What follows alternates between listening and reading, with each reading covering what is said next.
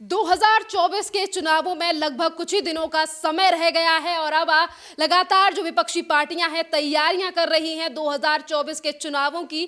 तो चुनौती देने की बात की जा रही है और इसी बीच जहां राहुल गांधी ने अभी भारत जोड़ो यात्रा खत्म की है अपनी, तो वहीं दूसरी तरफ उत्तर प्रदेश से आने वाले अखिलेश यादव ने भी एक बड़ा ऐलान करते हुए कहा है कि हम और टीएमसी मिलकर चुनाव लड़ेंगे और उत्तर प्रदेश से पूरी 80 सीटें जीत कर ले जाएंगे। इस पूरे विपक्ष को जिस तरीके से लगातार तैयारियां की जा रही हैं 2024 में नरेंद्र मोदी को उनके पद से हटाने के लिए, इसी पूरे मामले पर बात करते हैं। हमारे साथ मौजूद हैं शफील सैफी जी।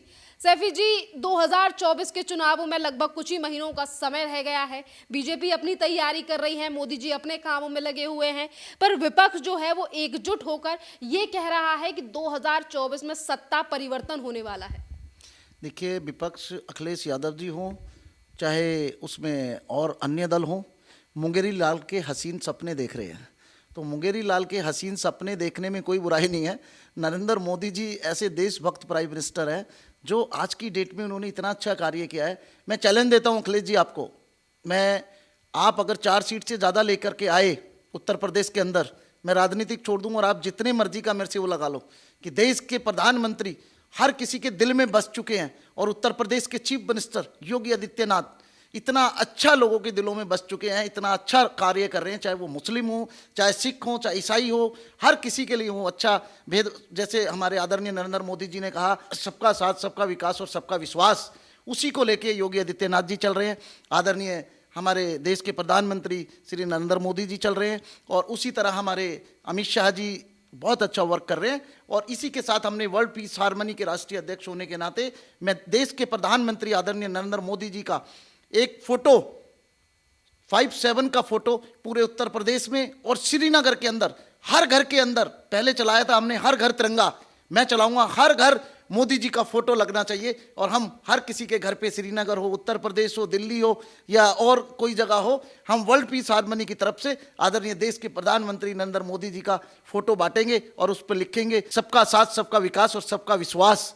और लोगों को मोदी जी पर बहुत विश्वास है। अखिलेश जी, आप अपनी सीट भी बचा लो, अपनी वाइफ की सीट बचा लो तो बहुत बड़ी बात होगी। सर, इसी के साथ अगर हम बात करें कि जहां एक तरफ अखिलेश यादव का कहना है कि वो ममता बनर्जी के साथ मिलकर यानी कि गठबंधन करके 80 सीट उत्तर प्रदेश से लेकर जाएंगे, तो वहीं दूसरी तरफ ममता बनर्जी के वो बयान जिस पर वो बिहार और उत्तर प्रदेश के लोगों को कोविड में जिम्मेदार ठहरा रही थी, क्या इस तरीके की बयानबाजी के बाद उत्तर प्रदेश में कोई भरोसा करेगा ममता बनर्जी के ऊपर? देखिए, पहले भी ममता बनर्जी ने साथ दिया ना अखिलेश जी आपका, काफ़ी जगह आपके प्रचार के लिए गई, काफ़ी आपने जनसभाएं करी, क्या उखाड़ा आपने मोदी जी का? आप कुछ नहीं कर सकते हो, आप सिर्फ सपने देख सकते हो और आपके बस की कुछ भी नहीं है। आप अखिलेश जी, आपने जितना उत्तर प्रदेश को पीछे पछाड़ा था उतना ही हमारे योगी आदित्यनाथ महाराज ने, योगी जी ने, उत्तर प्रदेश के मुख्यमंत्री ने आज उत्तर प्रदेश को स्मार्ट सिटी बना दिया है। आज देखिए लुल्लू मॉल वहाँ खुल गया है। अभी देखिए हमारे बड़े बड़े बिजनेसमैन मुकेश अंबानी जी, अडानी जी और बहुत देशों से वहाँ आए, अभी बिजनेस वहाँ पे चल रहा है। तो ऐसा कार्य योगी आदित्यनाथ ने आदरणीय मोदी जी के नेतृत्व में किया है जिसे आप जिंदगी भर में नहीं कर सके। आप सिर्फ एक लैपटॉप लेके घूमते रहे, लैपटॉप लैपटॉप लैपटॉप टॉफी देते रहे और मुसलमानों को तो आपने मिस यूज किया है। मुसलमानों को क्या किया आपने?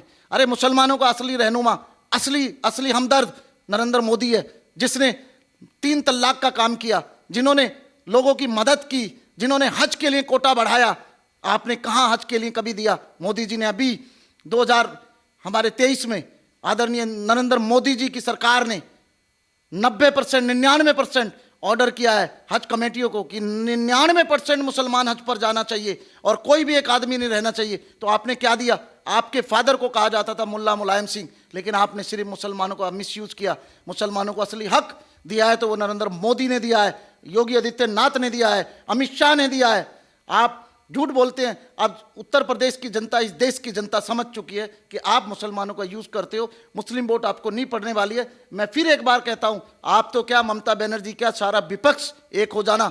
80 सीट बोल रहे हो आप, एक सीट से ऊपर, एक सीट सारे मिलकर के लाओगे और 79 सीट हमारे योगी आदित्यनाथ और इनकी मोदी जी की जोड़ी लेकर के आएगी। मुसलमान समझ चुका है कि आप मुसलमानों को यूज करते हो, मुसलमानों का दोगलापन करते हो। क्या कार्य किया मुसलमानों का? अभी 99% हज कमेटी पे आदमियों को भेजा हमारे आदरणीय प्रधानमंत्री नरेंद्र मोदी जी ने, और हम उत्तर प्रदेश से लेके नहीं, कन्याकुमारी से लेकर श्रीनगर लाल चौक तक हम मोदी जी के फोटो बांटेंगे। और मोदी जी के लिए अगर हमें शहादत भी देनी पड़ी अपनी, तो हम शहादत भी देने को तैयार है। लेकिन आपके मुंह से नकाब उतार के रहेंगे कि मुसलमानों के ढोंगी नेता हो आप। इसी के साथ अगर राहुल गांधी की बात करें तो राहुल गांधी का, जैसे मैंने पहले ही कहा कि वो भारत जोड़ो यात्रा उन्होंने अभी खत्म की है, और उसके बाद वो हर बार इन चीज़ों को लेकर जिक्र करते हैं कि 2024 में कुछ चीज़ें बदल सकती हैं। और वहीं महंगाई को लेकर भी केंद्र सरकार पर लगातार हमलावर है विपक्ष। देखिए राहुल गांधी जी, आपको खुद बदलना होगा। मुझे लगता है 2024 में आप बदल जाएं तो बहुत अच्छा होगा इस देश के लिए। आप इस देश की बातें जाकर के दूसरे देशों में करते हो, इस देश के प्रधानमंत्री का अपमान करते हो, और आपको माफ़ी मांगनी चाहिए। मैं आपसे कहता हूं कि आपको माफ़ी मांगनी चाहिए। आप उत्तर प्रदेश में तो क्या, पूरे देश में मुश्किल से 10 सीट राहुल गांधी जी लाएंगे। अगर राहुल गांधी जी आप 10 सीट ले आएंगे तो बहुत बड़ी बात होगी। आप ला नहीं पाएंगे, क्योंकि आज की डेट में हिंदू, मुस्लिम, सिख, ईसाई सब हैं भाई भाई, और मोदी जी का नारा है सबका साथ, सबका विकास, सबका विश्वास। इसलिए मोदी जी ही देश के तीसरी बार प्रधानमंत्री बनेंगे और इतिहास का रिकॉर्ड तोड़ेंगे देश के प्रधानमंत्री आदरणीय नरेंद्र मोदी। मैं ये आपसे वादा करता हूं और चैलेंज करता हूं। मैं नरेंद्र मोदी जी को सलाम करता हूं। नरेंद्र मोदी जी जैसा कोई नहीं है। और हाँ, 2024 में मतलब आप मोदी जी के जिससे कहीं बौखला ना जाएं, आप बदल जाएं। आपका नाम जरूर, मैं चाहता हूं, अल्लाह ताला से दुआ करता हूं कि आप बदल जाएं, आपको अल्लाह ताला अकल दे कि देश की बुराइयां बाहर नहीं करते हैं, देश में ही रहना है, इस देश का नमक खाते हैं, इस देश के हम वफादार हैं। आपको इस देश में, आप बोलते हैं संसद से माइक मेरा बंद कर दिया। अरे क्यों बंद करेंगे भाई, आप बोलो ना, बोलना ही नहीं आता, आप बोलते ही नहीं हो। कभी चिप्स में सोना बना है क्या? नहीं, आलू में कभी सोना नहीं बना। तो मैं कहना चाहता हूं कि आप सुधरें। आप अपनी माता श्रीमती सोनिया गांधी से, आप अपने फादर स्वर्गीय श्री राजीव गांधी से, अपनी दादी श्रीमती इंदिरा गांधी से, उनकी कुछ पुरानी स्पीचें देखें, उनको फॉलो करें, तब आपको कल आएगी। वो भी इतने विपक्ष में उल्टा नहीं बोलते थे जितना आप हमारे देश के प्रधानमंत्री को। शर्म आनी चाहिए आपको। हाथ जोड़ के प्रधानमंत्री से, देश से माफी मांगनी चाहिए। 2024 के चुनावों को लेकर आज विपक्ष का ये भी आरोप है कि जैसे जैसे चुनाव पास आ रहे हैं, मोदी सरकार हर राज्य में विपक्षी पार्टियों के घर और नेताओं को डराने का प्रयास कर रही है, ईडी और सीबीआई के द्वारा। मुझे ये समझ में नहीं आता कि ईडी सीबीआई अपना काम कर रही है और आप नरेंद्र मोदी जी को क्यों सान लेते हो यार। मुझे समझ में नहीं आता। अगर आपने गलत कार्य किया है तो आपके ऊपर ईडी भी जाएगी, सीबीआई भी जाएगी, पुलिस भी जाएगी, जो एजेंसियां होंगी वो जाएंगी। तो आप हर बात में मोदी जी को या बीजेपी को क्यों है? आप देखिए हमारी सरकार कितना अच्छा काम कर रही है, मोदी जी कितना अच्छा काम कर रहे हैं। आदरणीय नितिन गडकरी जी ने अभी कितने अच्छे रोड मोदी जी ने बनवाए हैं कि जहाँ 24-24 घंटे, 27-27 घंटे में बॉम्बे जाने में लगते थे, आज हमें 12 घंटे बाई रोड जाने में लगते हैं। तो मोदी जी का मुकाबला करने के लिए और योगी का मुकाबला करने के लिए आपको दूसरा जन्म लेना पड़ेगा, अखिलेश जी को भी और राहुल जी आपको भी, क्योंकि आप मोदी जी के आगे तजुर्बे में भी, उम्र में भी बच्चे हो, और मोदी जी आपको मात देंगे। और ममता बनर्जी तो बेचारी कुछ कर नहीं पाएगी, क्योंकि पिछली बार भी ममता बनर्जी गई, ड्रामा करके यूपी में आ गई। आपने कितनी सभाओं में बुलाया, तो ममता जी भी कुछ नहीं कर पाएंगी। ममता जी आप बेकार में परेशान ना हो, देश के प्रधानमंत्री आदरणीय नरेंद्र मोदी जी ही रहेंगे। और तीसरी बात, इस देश का रिकॉर्ड तोड़ेंगे कि प्रधानमंत्री नरेंद्र मोदी बने, और हम मुसलमान समुदाय के लोग, वर्ल्ड पीस हार्मनी के लोग, हम प्रधानमंत्री का 5/7 के साइज का फोटो कन्याकुमारी से लेके और श्रीनगर के हर घर में, हर लाल चौक से शुरू करेंगे और हर घर में बांटेंगे। मैं यही कहना चाहता हूँ। सर, एक तरफ विपक्षी पार्टियां हैं तो वहीं दूसरी तरफ मुसलमानों का मसीहा बोलने वाले यानी कि असदुद्दीन ओवैसी, वो भी लगातार यही कहते हैं कि मुसलमानों को एकजुट हो जाना चाहिए और एक मुस्लिम को प्रधानमंत्री बनाना चाहिए, क्योंकि ये जो सरकार है ये हमेशा मुसलमानों पर ज्यादती करती है। मैं भी मुसलमान हूँ ओबीसी साहब, मुझ पे तो कोई जाति इस सरकार ने नहीं की। और मेरे अलावा हज़ारों करोड़ों, 25 करोड़ सैफी समाज के लोग इस दुनिया में हैं, इस देश में हैं, हिंदुस्तान में हैं, किसी के साथ जाति नहीं की। आप बताइए आपने मुसलमानों के लिए क्या करा है? हम तो समझ चुके हैं कि हमने अपना देश का प्रधानमंत्री आदरणीय नरेंद्र मोदी को बनाना है, और हमने हर किसी ने आपकी बातों में नहीं आना है, ना ममता बनर्जी की, ना ओवैसी की, ना लालू जी की, ना हम किसी की बातों में नहीं आएंगे। हम मुसलमान समाज के लोग, हमारी औरतें, हमारे बच्चे, सब नरेंद्र मोदी जी को सपोर्ट करेंगे। और हमें हिंदू मुसलमान से मतलब नहीं है, देश को हिंदू मुसलमान में मत बांटो।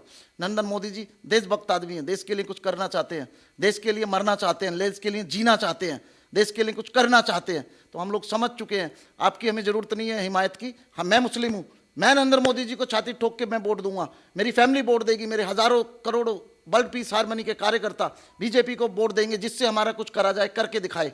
हम तैयार हैं देश के प्रधानमंत्री नरेंद्र मोदी के साथ अपनी जान देने के लिए।